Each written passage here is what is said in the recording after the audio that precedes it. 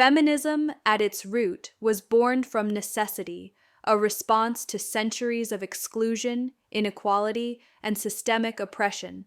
It was a movement built on the belief that women deserved the same rights, opportunities, and respect as men. It was never about revenge or superiority. It was about equity. Feminism gave women a voice in politics, protection under the law, and access to education and employment. It opened doors once closed and taught generations of girls that they mattered beyond traditional roles. But as movements evolve, they don't always stay true to their origins. In today's cultural landscape, something concerning is happening. A shift, subtle but significant, where parts of modern feminism have begun to blur the line between advocating for women and antagonizing men. And if we fail to acknowledge this divergence, we risk losing the very essence of what feminism was meant to be. We live in a time where gender dynamics are under a magnifying glass, and rightly so. But with that scrutiny has come a strange new imbalance. In public discourse, in social media, in university classrooms, and even in some activist spaces, masculinity is often painted in sweeping, damning strokes. Terms like toxic masculinity have become shorthand for all that is wrong with men, often without context or nuance. These narratives suggest that maleness itself is inherently flawed, that men, by default, are oppressors or potential threats. But in reducing an entire gender to a caricature of power and aggression, we replace one form of prejudice with another. And that is not feminism. That is misandry, the dislike or prejudice against men, and it should not be mistaken as a byproduct of liberation. It is a distortion. This is not to deny that toxic behaviors exist. Of course they do, just as there are toxic behaviors associated with people of any gender, but the danger lies in overgeneralization. When the rhetoric around feminism begins to frame men collectively as problematic, it alienates those we most need as allies. It pushes away the men who support gender equality, but now feel unwelcome in the very movement designed to include them. They are told to shut up and listen, even when their contributions come from a place of sincerity. They are told they benefit from patriarchy and must sit silently in shame. That kind of messaging is not only counterproductive, it is deeply damaging. It fosters guilt where there should be engagement. It cultivates resentment where there should be cooperation. We must understand that feminism and misandry are not the same. They are, in fact, opposites. Feminism is rooted in equality, in dismantling oppressive systems, not in inverting them. Misandry seeks blame. Feminism seeks balance. Misandry paints men as enemies. Feminism sees men as essential parts of the solution. When feminism becomes a platform for expressing rage at men instead of examining the systems that harm everyone, it ceases to be a movement of progress and becomes a mirror image of the patriarchy it once fought against. It starts replicating the very exclusion it set out to dismantle. We cannot ignore that boys are growing up in a world where they are often shamed for simply being male. They are taught that their instincts, their emotional wiring, and even their desire to protect or provide are suspect. Young men internalize this, and many feel they are guilty before proven innocent. They are fearful of expressing confusion, hurt, or frustration because they know it might be misinterpreted as aggression or entitlement. This cultural undertone that men are dangerous until they prove otherwise has consequences. It erodes their confidence, their sense of self-worth, and eventually their ability to contribute meaningfully to relationships and society. Equity demands space for both stories. Women's struggles are real, valid, and historically rooted, but so are the ways in which modern men are struggling to find their place. If feminism cannot hold both of these truths at once, if it cannot advocate for women without belittling men, then it has lost its way. True feminism should never need to demonize one gender to uplift another. When we attack men indiscriminately under the banner of feminism, we do more than just damage individual lives. We erode the credibility of the movement itself. We teach people, especially younger generations, that equality is conditional, that it belongs only to those who speak the loudest or align with the dominant narrative. That's not justice. That's replacement. What we need now is honesty, not hostility. We need space for nuance, not noise. The crucial distinction between feminism and misandry is not just semantic, it's structural, moral, and deeply human. If we care about fairness, then we must confront the growing discomfort men feel in the presence of a feminism that no longer feels welcoming. Because if feminism becomes a space where men are expected to apologize for their existence rather than be invited into partnership, then we are not evolving, we are regressing, and we risk building a future where division becomes the default. There is an undeniable quiet in the emotional lives of men, a silence so deeply embedded in our culture that it's often mistaken for strength. From the moment boys begin to understand the world around them, they are taught, sometimes subtly, sometimes brutally, that emotions are a liability, not for everyone, but for them. Crying is weakness, vulnerability is shameful, asking for help is something they must unlearn before they're even old enough to understand what they're being told. Boys don't cry, boys don't feel scared, boys don't break.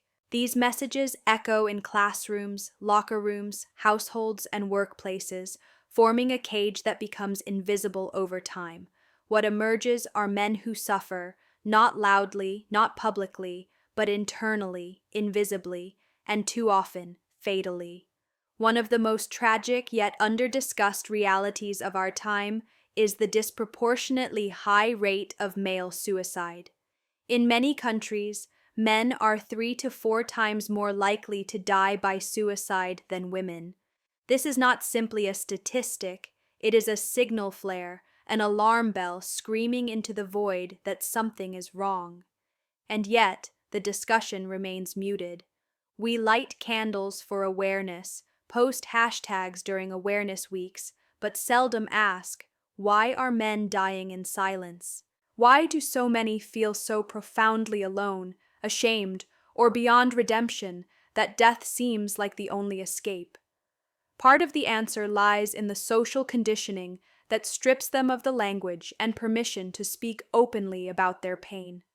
The cultural script for masculinity, stoic, unflinching, self-reliant, leaves little room for honesty, especially when that honesty reveals weakness. Mental health services, while improving, still struggle to reach men effectively. Many men delay or avoid seeking help altogether, not because they don't need it, but because they believe they shouldn't need it. They fear being perceived as less competent, less masculine, less worthy. Therapy is often framed even now as something soft or emotional, terms still loaded with gendered shame. And so, many men cope with their pain in destructive ways, through addiction, through aggression, through isolation. They numb, they detach, they disappear. But even these self-destructive acts are misunderstood or dismissed, painted as failures of character rather than cries for help. In workplaces, emotional expression is often mistaken for instability when coming from a man. A man who breaks down from stress is viewed with suspicion. A man who shares his anxiety is seen as lacking leadership. Vulnerability, while celebrated for women in leadership roles as a form of authentic strength, is still taboo for their male counterparts. This double standard is rarely acknowledged in conversations about gender equality, yet it exists and festers quietly. Men who try to talk about their struggles frequently find themselves unheard or met with discomfort. Other people have it worse, they're told. Be grateful, toughen up, don't be dramatic. They learn to retreat. Even in the home, where one might expect comfort and refuge, many men find themselves emotionally estranged. They often lack strong support networks, close friendships, or spaces to be emotionally honest. Unlike women, who are socialized to build intimate bonds with one another, men are socialized to bond over action, competition, or humor, rarely over emotion. As a result, many adult men have no one to call when their heart breaks, when their career collapses, when they are simply not okay. They may be surrounded by people yet feel completely alone. Emotional illiteracy is not innate, it is taught, and it is time we unlearn it. We must also examine the role of modern gender discourse in reinforcing male silence. In many feminist spaces today, the focus on women's suffering, while valid and necessary, can sometimes overshadow or outright dismiss the pain of men. When men bring up their own struggles, they are too often met with suspicion or defensiveness, as though their pain is an attempt to undermine women's experiences. But pain is not a competition. It does not subtract, it adds, it connects. Recognizing the emotional struggles of men does not diminish the reality of women's challenges. It enhances the honesty of the entire conversation around human well-being.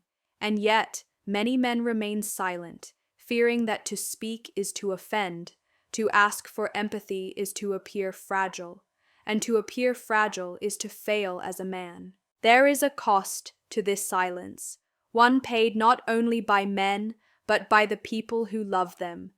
Fathers who cannot express love, husbands who cannot explain their depression, sons who live behind emotional armor so thick that even they no longer know what they're hiding.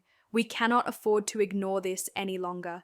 The emotional repression of men is not just a personal issue, it is a public health crisis, a cultural flaw, and a human rights issue hiding in plain sight. Until we create a culture where men are allowed, encouraged, and supported in expressing their inner lives, we will continue to witness their pain unfold in the shadows. For decades, we've been told that girls are at an academic disadvantage, that they are underrepresented in science, technology, leadership, and higher education. And for many years, that was true. Feminism played a vital role in spotlighting and correcting these inequalities, pushing for girls to be given the same encouragement, resources, and expectations as boys. Those efforts have paid off in powerful and visible ways. Today, in many Western countries, girls are not just catching up, they're surpassing boys across nearly every educational metric. And yet, while we celebrate the progress of girls and women in the classroom, we rarely stop to ask what's happening to the boys. Boys are now more likely to struggle with literacy, more likely to be diagnosed with behavioral disorders, and more likely to drop out of school than their female peers. Across the UK, the US, Canada, and Australia, boys are lagging behind in reading and writing, skills that form the foundation of all future academic achievement. Girls dominate university admissions. In the United States, for example, nearly 60% of college students are now female. This isn't because boys are less intelligent or less capable, it's because they are disengaging from a system that no longer seems to see or serve them. The assumption that boys will bounce back or figure it out, while we focus resources on empowering girls, has left a quiet educational crisis in its wake, one we're barely talking about. There is a pervasive belief that the playing field is still tilted against girls, and while that may remain true in specific fields or cultural contexts, on a broader scale, it is boys who are now falling through the cracks. Yet their struggles are not met with the same urgency or advocacy. When boys underperform, they are often labeled lazy, problematic, or inherently less academic. But we rarely investigate whether the system is failing them just as it once failed girls. Modern education tends to reward traits more commonly associated with how girls are socialized: sitting still, following rules, completing detailed homework, and using emotional language. Boys, who may be more physically restless, impulsive, or competitive, are frequently punished rather than supported. Their behavioral traits are pathologized, not understood. Instead of adapting the system to meet diverse needs, we medicate them, discipline them, or watch them drift away from learning altogether. Teacher demographics also play a role. The vast majority of primary school teachers are women, and while this is not inherently problematic, it can create a subtle imbalance in how boys experience authority and connection in their formative academic years. Boys may lack positive male role models in educational settings, which can compound feelings of alienation or disconnection. We also must acknowledge how narratives around male privilege, although important in understanding historical patterns, can sometimes backfire when applied universally to young boys who are already struggling. A boy failing to read by age 10 doesn't feel powerful. A boy who can't keep up in math class or who's constantly in trouble for fidgeting doesn't feel privileged. He feels like a problem, like someone who isn't good enough, like someone who is already behind before his life has even truly begun. In vocational and technical pathways, often better suited to certain learning styles or interests, we've seen a devaluation over time in favor of university degrees, which boys are now less likely to pursue. The cultural push toward academic prestige has left many boys feeling that their practical skills are not worthy or meaningful, reinforcing a sense of inadequacy. And when they do pursue alternatives, they are often overlooked in discussions about progress or empowerment. We have become so conditioned to view education through a feminist lens of catching girls up that we've failed to notice the widening opportunity gap opening under boys' feet. Even when boys do succeed academically, they face unique challenges entering industries where masculinity is often scrutinized or unwelcome. They are more likely to be unemployed or underemployed, even with qualifications, especially if they are from working-class backgrounds. In many societies, job training programs and scholarships are disproportionately targeted toward women, understandable as a corrective tool historically, but one that can now unintentionally disadvantage those young men who need help the most. The narrative that all men are inherently advantaged ignores the growing data showing that boys from low-income, rural, or marginalized communities are facing severe and unaddressed barriers to opportunity. This isn't an argument to abandon girls or stop investing in their futures. It's a plea to acknowledge that opportunity gaps can shift, and when they do, they must be addressed with the same seriousness, regardless of gender.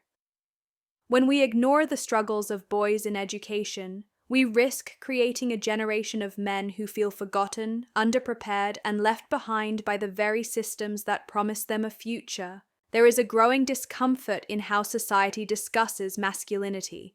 It isn't just critique, it's caricature. Across media, academia, and everyday conversation, masculinity is often framed as a liability, a threat, or a remnant of a more primitive past. The term toxic masculinity has become a catch-all phrase used so frequently and so broadly that we've begun to conflate masculinity itself with toxicity. This framing is not only inaccurate, it's profoundly damaging. It teaches boys and men that who they are, at their core, is inherently wrong. It shames them not for their choices or actions, but for their nature. And when you tell someone long enough that they are the problem, eventually they either collapse under the weight of that guilt or begin to reject the conversation entirely. Neither path leads to growth. Neither leads to healing. It's important to say that toxic behavior exists, and yes, it has often been socially enabled under the guise of masculinity. Violence, dominance, emotional repression, these are real issues, but they are not the totality of the male experience, and we must stop treating them as such. Masculinity is not a disease. It is not a curse boys inherit. It is a set of traits: strength, leadership, protection, resilience, competitiveness that can be used for great harm or great good, depending on how they are guided. When we speak about masculinity today, we often do so as if it is something that must be deconstructed, suppressed, or eliminated entirely. But what would happen if we reimagined masculinity not as a danger to be controlled, but as a set of instincts that, when nurtured, can serve others with integrity, courage, and care? The cultural script has shifted dramatically in recent years. Male characters in film and television are increasingly portrayed as buffoons, villains, or emotionally crippled relics of the past. Fathers are depicted as clueless or absent. Male leaders are presumed to be suspect until proven otherwise. This is not representation, it's reductionism. Boys growing up today absorb these messages, often unconsciously. They begin to associate maleness with failure, clumsiness, or threat. And when they don't see any positive portrayals of their future selves, they retreat, they disconnect. They assume that any effort to assert their masculinity will be met with scorn or suspicion. In trying to remove harmful models of masculinity, we've created a vacuum, offering little in their place. We criticize what masculinity has been without articulating what it could be. This demonization isn't just happening in popular culture, it's embedded in many academic and social conversations, where masculinity is often viewed through a purely critical lens. Masculine traits are examined as sources of inequality, domination, or oppression, rarely as sources of discipline, endurance, or leadership in crisis. Traits like stoicism, ambition, and decisiveness are sometimes categorized as inherently patriarchal, despite the fact that they can also manifest in women and be wielded with compassion and purpose. We risk creating a world where boys are not allowed to be boys, where they are taught to distrust their instincts rather than refine them. And we risk raising a generation of men so unsure of their role that they choose detachment over participation. This confusion bleeds into their relationships, their careers, and their sense of identity. Many men feel they are walking a tightrope. Be strong but not intimidating. Be confident but not arrogant. Be sensitive but not weak. Be ambitious but not domineering. These aren't guidelines, they're traps. They foster a sense of paralysis, a quiet fear of doing or saying the wrong thing. And instead of having nuanced conversations about balance, society often defaults to condemnation. We shame men for taking up too much space, for speaking too loudly, for asserting themselves at all. We've shifted from wanting men to understand their power to wanting them to apologize for having any. And that is not progress, that is overcorrection. Even in parenting, we see the effects. Fathers are increasingly unsure how to guide their sons. Should they teach them to fight for what's right, or is that too aggressive? Should they teach them to lead, or is that too oppressive? Should they teach them to protect, or is that too possessive? When masculinity is treated as inherently suspect, men struggle to define their roles, not just in society, but in their homes. This confusion feeds into generational cycles of emotional distance and unmet needs. Boys don't just need to be told what not to be, they need to be shown what they can be. They need role models who are strong and gentle, competitive and fair, brave and humble. The path forward cannot be one of erasure, it must be one of integration. We must stop punishing men for being men, and instead start empowering them to explore masculinity with emotional depth, with ethical grounding, and with pride that is earned, not inherited. We can't build a better world by tearing down half of it.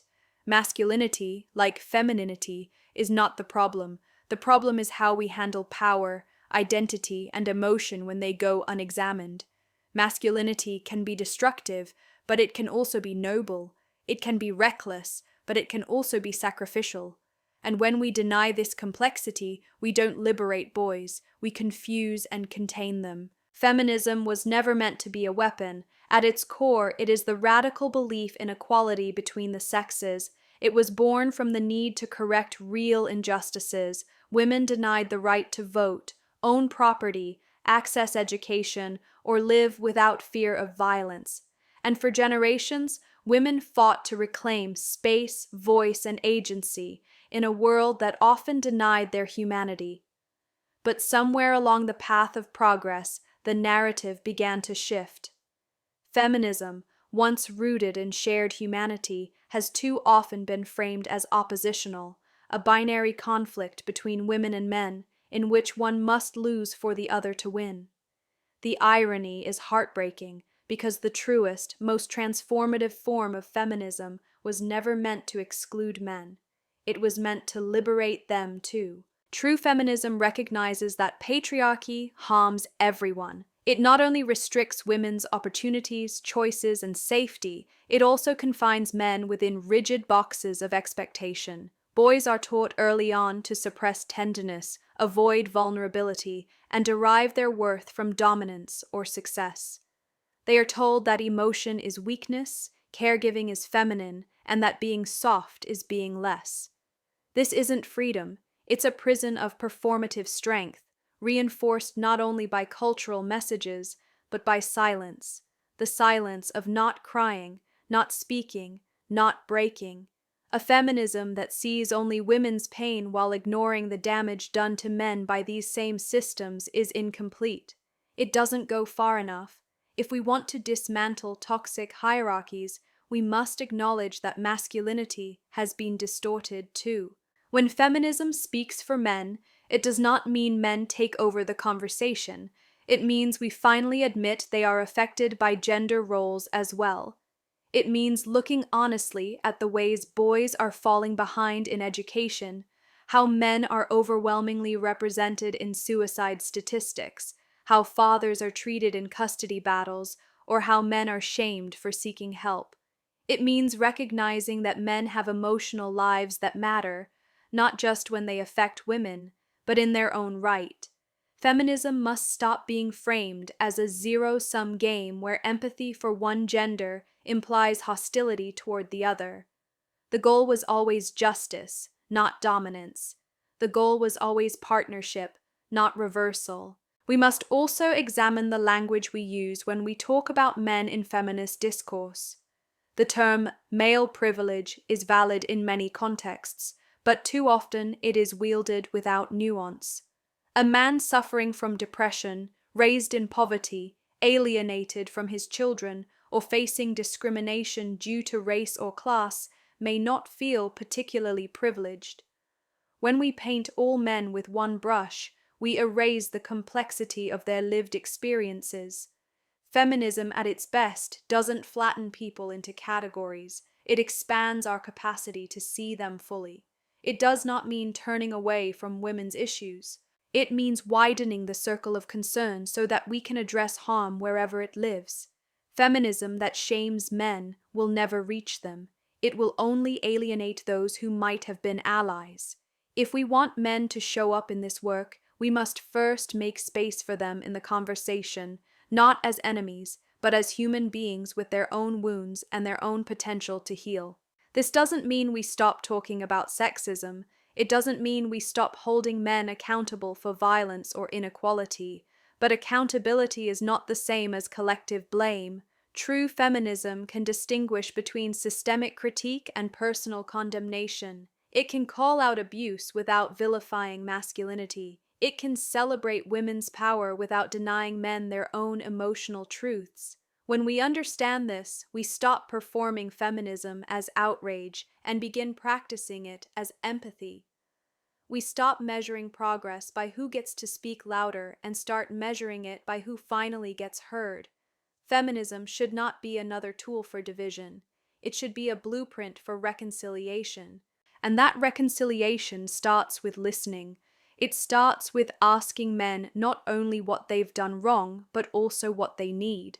It starts with telling our sons that their sensitivity is not a flaw, that their tears are not a weakness, that their desire to nurture, to protect, to love is not something to be mocked or unlearned. It starts with allowing men to show up in spaces that were once reserved for women's pain, not to hijack them, but to stand beside us in mutual understanding.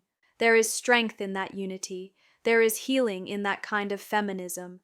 When we invite men into the conversation, when we recognize their humanity as deeply as we fight for our own, we begin to build something far more revolutionary than rivalry. We build the foundation of true equality.